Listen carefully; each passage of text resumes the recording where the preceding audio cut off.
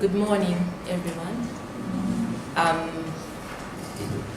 It's interesting that the next presentation is kind of similar to the one that we just had, but with a different twist. So, my name is Elizabeth, and the project I want to implement is to see the use of in-care viral load testing to describe the prevalence of HIV viremia in Kampala district. So, over the past 5 years, Uganda in general has had a massive scale-up of virological testing. If you went to the deepest health center too in any place in Uganda, there's some form of virological testing going on. And this all has been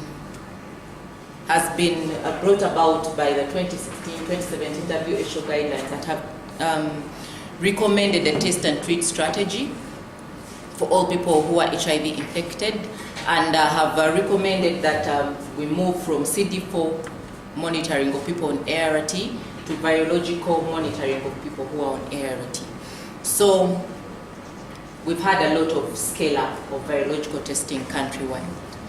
And this decision to go viral load, to go test and treat, was driven by a body of evidence that supported treatment as prevention and has proven that reduction of population viral load across the community results in reduction of HIV transmission at the individual level. So this study will try to focus on describing how much virological suppression is present for Kampala district, or the lack thereof, to describe the distribution and risk factors of this HIV viremia in especially Kampala Wakiso district. So my objectives will be three. First, I want to evaluate the success of the test and treat program in attainment of virological suppression for patients. So the HIV program has had at least a year of experience in test and treat, minimum a year of the rollout of test and treat program. So I would want us to look in and see if it has been successful for the West. Has it been successful for the HIV program within Kampala and Wakiso district? Then the second objective will be to describe the prevalence of HIV viremia in Kampala district by use of in-care viral load assessment. So by looking at the viral load testing within the clinic, I would want to extrapolate inpatient viral load results to their community locations to see where are the people who are virologically suppressed coming from, where are those who are not virologically suppressed coming from. And the last one is to describe the population of people that have a detectable viral load at 12 months of ART. So who are they, what are they, why are they not virologically suppressed? What kind of characteristics do they have? So the methodology, the study site will be IDI, which currently is responsible for HIV care services in Kampala, Wakiso, and West Nile, but I will focus on the Kampala, Wakiso district. So all HIV care points within Kampala and Wakiso district that are under IDI will be involved in the survey, and patients receiving care at that point will be, at those points will be assessed. So the study population will be all patients registered under care at IDI that have had at least 12 months ART experience, and their records will be assessed for viral load results in the last 12 months. So I will take both 6 months and 12 months viral load cutoffs. I will describe demographics, geographical location of patient homesteads, and all this will happen through extraction of HMIS data. For the first objective, I will compare that population to a historical cohort of people who have had virological testing 1 year prior to the introduction of the test and treat program.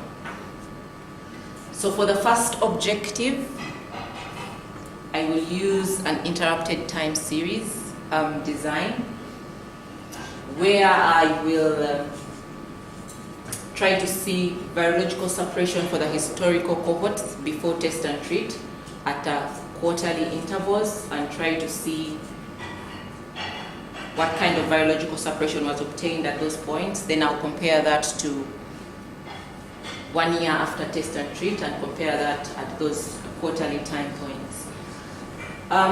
For the other two objectives, the study design will be really a cohort analysis, I would say.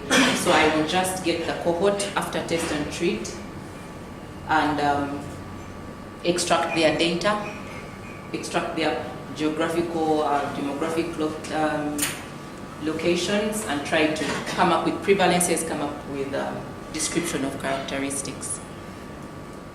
So data analysis, there will be a pre-post data on Viroload that will be compared at different time points, and for the last two variables, logistic regression will be carried out to see relationship between variables and their association to the outcome, which is virological suppression.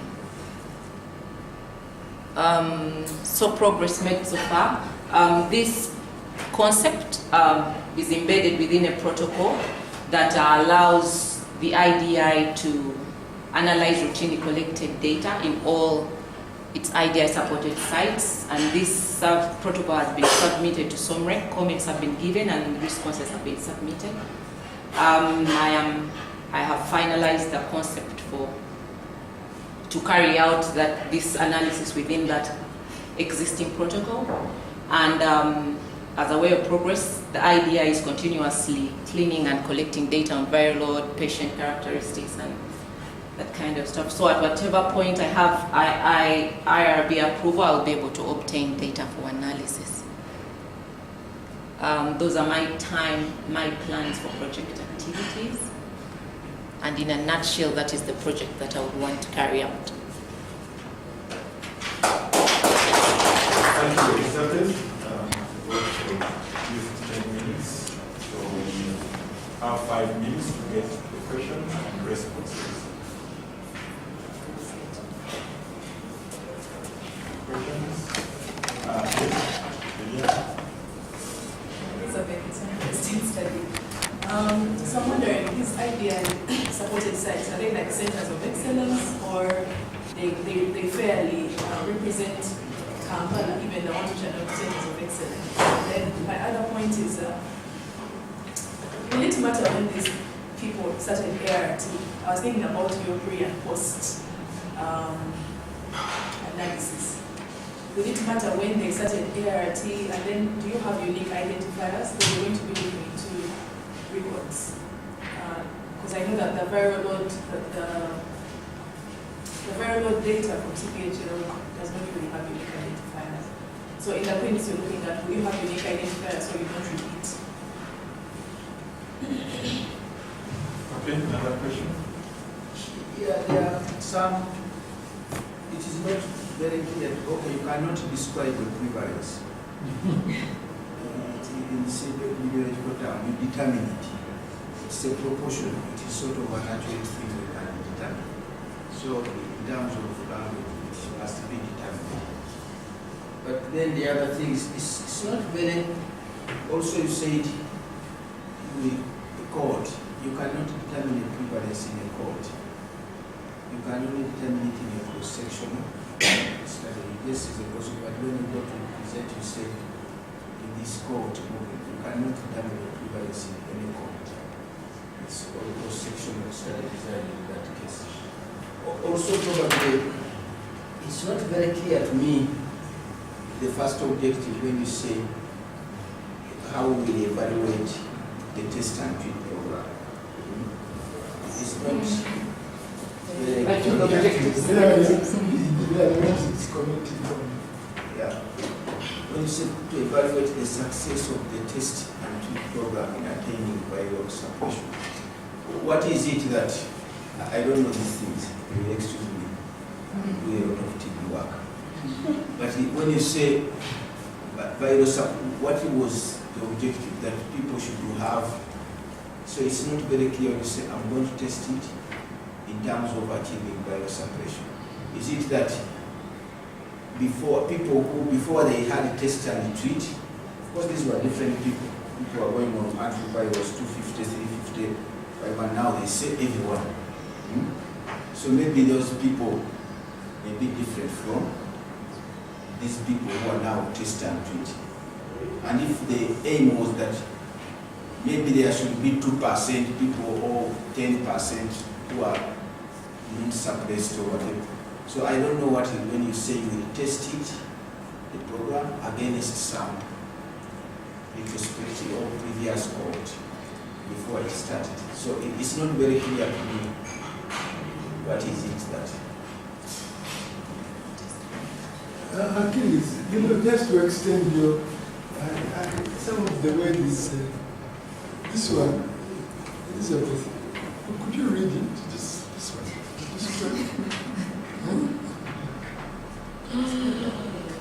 Describe the population of that as... Of those that have detective, sorry, it is English. Now you realize that this is an analytic kind of thing. It's not descriptive. It's not describing. I think maybe what it means is maybe it's determining predictors of immune suppression. Am I right? You're looking at predictors. So, how are you going to get this population which hasn't suppressed, and then you begin describing them? Are you looking for predictors? Are you looking for... You're going to use logistic here. And describe. You know, describe gives you a descriptive...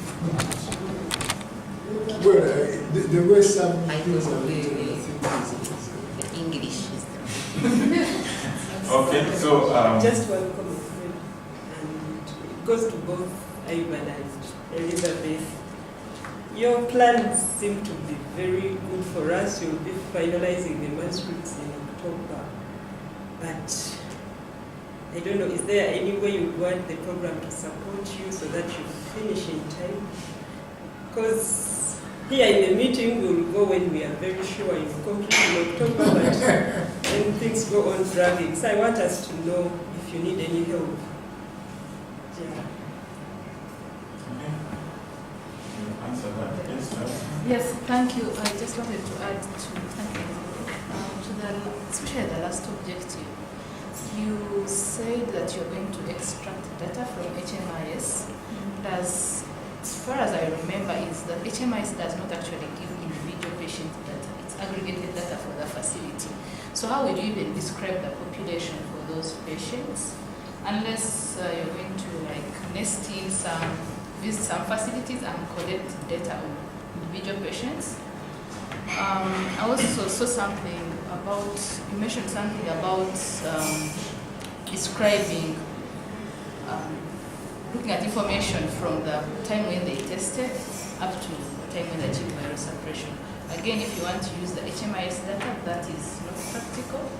And also, our patient records most of the time don't show when you actually tested and then when you started. So you need to collect that data separately, fresh from the patients or from the files and triangulate it. So you need to think about where to collect that data. And then my concern is also, you're looking at Kampala and Wakiso. I know you're looking at the IDI data, but I'm also in HIV program. My understanding is that it's not homogeneous. There are centers of excellence, there are health center 3s that don't even have electronic data. It's all different. So maybe you want to focus on some facilities, representation of some facilities that will guide you to have this done in the reasonable time. I mean, looking at the time you're looking at writing the manuscript with all these facilities, it's not feasible. Thank you. My quick one also is actually a bit struggling to see exactly what we're going to do, because a viral load from the clinical statistical perspective, if you're assessing the success of test and start, I mean, it's like you're really looking at the entire cascade. Because the viral load is a composite of someone having been tested, starting ART, taking them adequately, then maybe the end product at that point is the viral load. And so, looking at this, it wasn't very clear, because sometimes people are tested, yes, and actually they go ahead and start the treatment, but then they die along the way. So you need to know the individual kind of patients, how many patients actually in that time. Let's say even if you start where they started the treatment, how many were started, and then of those, how many actually got a viral load. Because if you just go in the data set and look at the people who had a viral load and how many are suppressed and how many are not suppressed, clearly that is a fraction of the people who must be, who you must be looking at, given the many events that can happen before you see this viral load suppressed or not suppressed.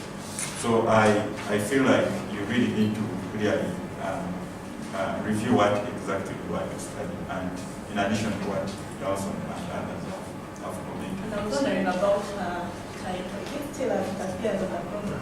I don't see how the objectives are feeding into that title. What is the overall aim? What's the title of Use of in-care Viroload testing. Yeah, it was changed. What's the overall aim? So did you share that in the program? I did with I Because shared we seem with to have a different,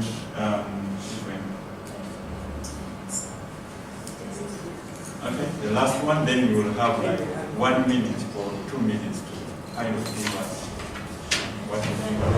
It's actually related to what Fred said, but specifically at TRS, if you're going to compare two groups, those who started test and treat and those who just started with the previous one, you're looking at how they achieved viral load.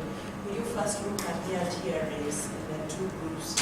Because you can't compare people who said TRS to know what if this one is a TRS, what if there is a bigger proportion of another TRS here. How do they compare their viral loads? To say that this starting leads to faster suppression and there it does not. But I think comparing adherence, unless you're going to study it biologically, it's very difficult and heterogeneous. So, and I think that's why now people are thinking, if everyone was, if adherence was worked, then you just deal with the adherence and you know that their ART is going to work well, and then you focus on those who are non-adherent. But you know that it's very, what people tell you sometimes doesn't tell you with what actually happens. And so having a viral load test is a more objective way of assessing whether someone has really taken the medicine and it has worked, or they have not taken it. But she might have a quick better response. So I think I'll start by answering the overall agenda of the study. So the purpose of carrying out this survey or an analysis is to inform the HIV program at IDI as to where they stand after rolling out the test and treat program. How well are they achieving virological suppression? Because the purpose for test and treat is have everyone on ART so that everyone is suppressed, hopefully by 6 months, with the aim that there will be reduced HIV transmission. So that is the overall purpose of carrying this out. So it is really a looking and see what the current situation is, and then go ahead and dig through to see what the problems are. So I might not totally go into the nitty-gritties, but to present information that informs the program, how well they're doing, where are the problems geographically, where should they focus their community activities, where should they on whom, what kind of population should they focus? Should they focus on the young, on the old, on the male, on the female, and that kind of thing. Okay, we need to okay, maybe let her finish and then you will use one comment. Okay, yes, so I totally agree. The IDI serves a variety of sites, and I think it would be good to focus on maybe one type of site, maybe health center 4s or 3s or 2s or centers of excellence.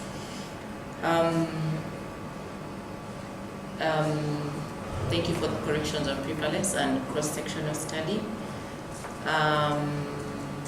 Then just one point, the open MRS system I think collects individual data, and I'm hoping to get the information from the open MRS system. Describe people at the baseline of the cascade. Like I said, we just want to look, personally, I just want to look in and see how successful has the project been, and then what interventions does the program need to take up.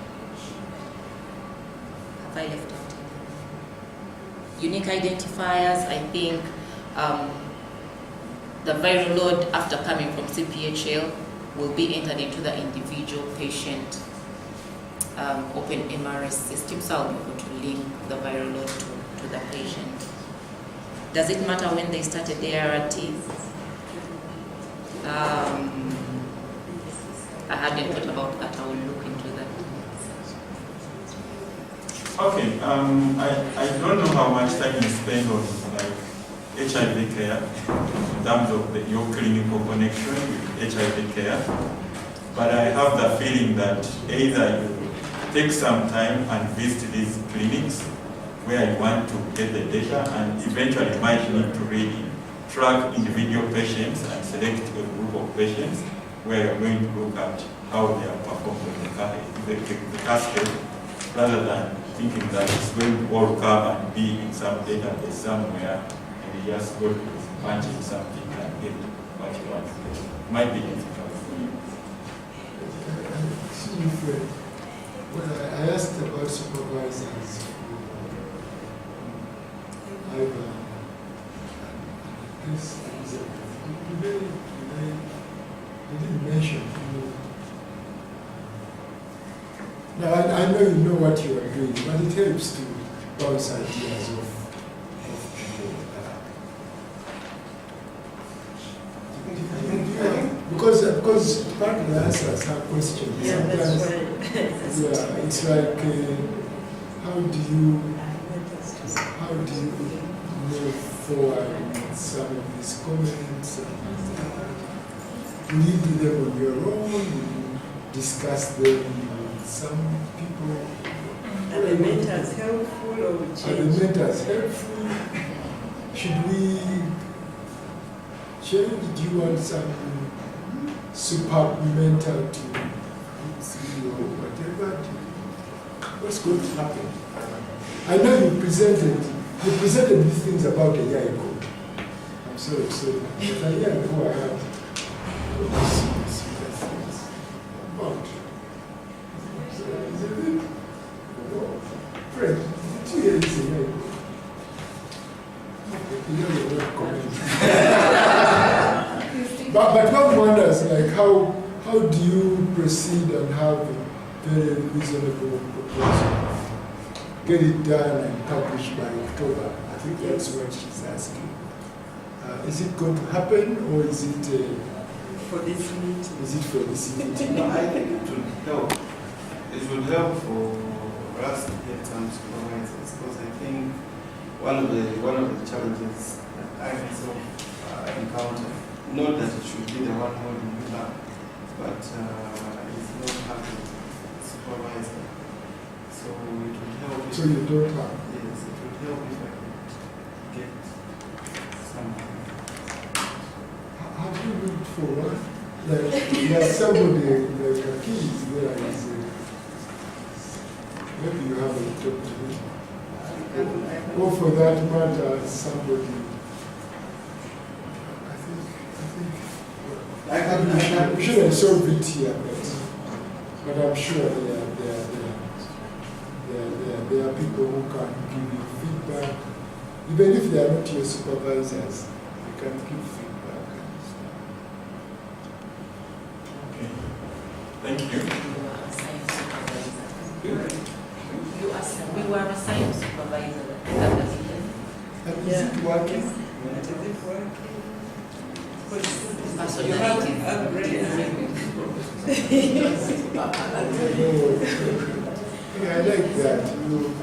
Somebody is saying it is me as not the supervisor. Pardon? Where possible, some of the supervisors should also attend this meeting. We had invited them on that. I think they got so busy that we invited each and every one supervisors for this meeting. Okay, I guess the point